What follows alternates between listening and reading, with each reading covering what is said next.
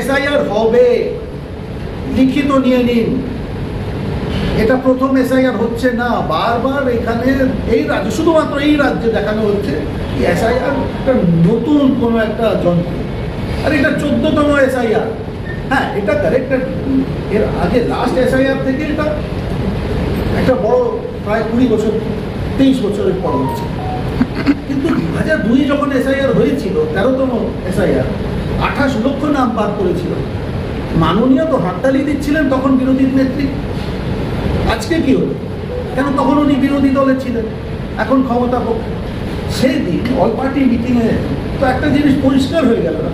তৃণমূলের একজন নেতা, আমি নাম নিচ্ছি না, আপনি জানেন, 4 জন এসেছিলেন না 3 জন এসেছিলেন, তো পরিষ্কার বললেন সিপিএমের দিকে আঙুল তুলে, 34 বছর এরা করেছে।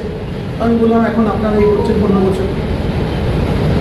তো পশ্চিমবঙ্গ 5 দশক শুধু এটাই দেখেছে, চুরি করে কিভাবে রাজ করা যায়। এটা আমাদের রাজ্যের দুর্ভাগ্য, আমাদের মানুষ, পশ্চিমবঙ্গের মানুষের দুর্ভাগ্য।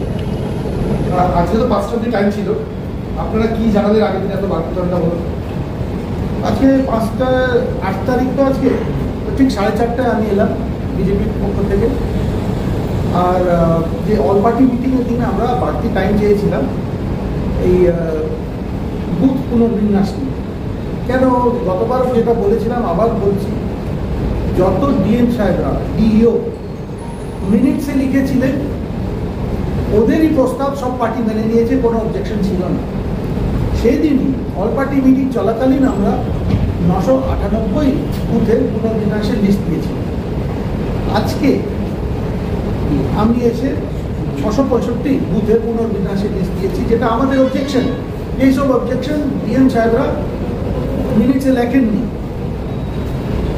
আজকে ওটা টোটাল আমরা 1663 বুথের লিস্ট দিয়েছি, 2টো ধাপে।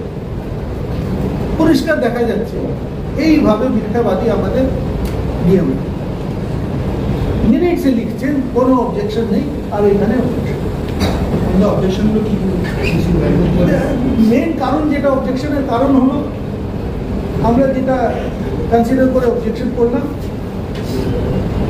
গত ইলেকশনের pre pole violence, post pole violence, during pole violence, এটা দিকে যেখানে হ্যাবিচুয়াল যারা দুষ্কৃতীরা থাকে, আর যেখানে একটা কমিউনাল পরিবেশটা সুস্থ না, সুস্থ ভোটের জন্য না, অনেক ভোটাররা যেতে ভয় করে।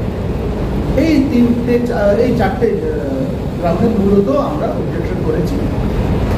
আমাদের উদ্দেশ্যটা যত এই রাজ্যের ভোটার যারা সৎ ভোটার, সৎ মানে যারা আমাদের দেশের নাগরিক, যারা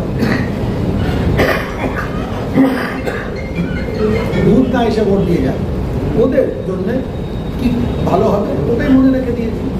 আর এই একটা লিস্ট দিলাম, আরেকটা দিলাম যেটা এরা এখনো ডিএমরা, ডিওরা বিএলওর লিস্ট ওইভাবে জানায়নি, আনুষ্ঠানিকভাবে জানায়নি, কিন্তু কিছু কিছু জেলায় কিছু কিছু সিটে বিএলওর লিস্ট বেরিয়ে গেছে। দেখছি অ্যাভারেজে 35 থেকে 40% বিএলও অস্থায়ী কর্মচারী।